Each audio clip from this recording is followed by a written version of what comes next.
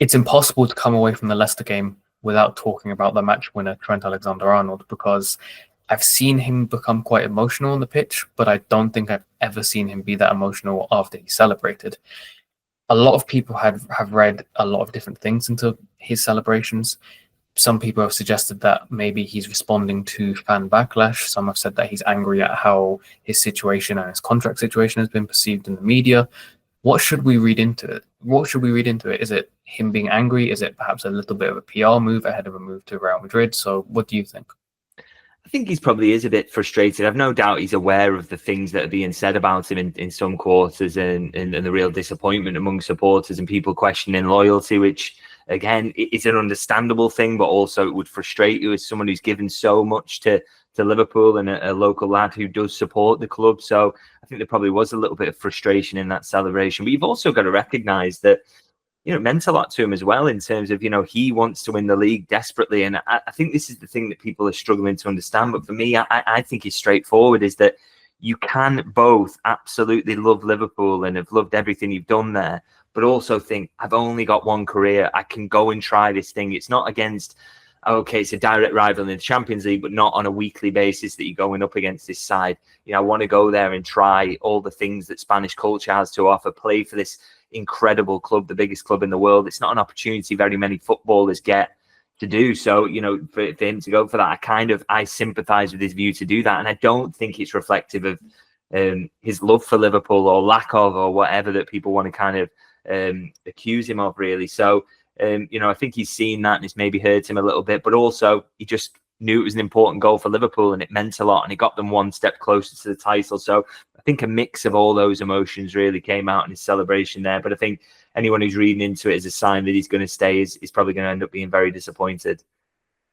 Well, that's probably not the news I wanted to hear as a Liverpool fan. But, we can't forget everything he's contributed to the club. I did see an interesting comment from Jamie Carragher recently where he suggested that Conor Bradley, who at this moment in time would be Liverpool's backup right back, should perhaps be given starting roles in the final 5 games of the season if Trent Alexander-Arnold isn't going to commit to Liverpool. What do you think of that? Do you think maybe until the title is won, Trent should stay in the team? Or do you think that since the title's practically in the bag, that it's okay to start Bradley ahead of Trent to get the team used to playing without him? I kind of agree with Jamie Carragher in the sense that, I think until the title's won, you pick whatever your best team is. And I guess the question is, going into the Spurs game where we hope that Liverpool will get it over the line, is that probably Trent's maybe not fit enough to start that game yet. Well, we'll have to kind of see how he gets on in training this week, but you would think it would probably Conor Bradley to start that one.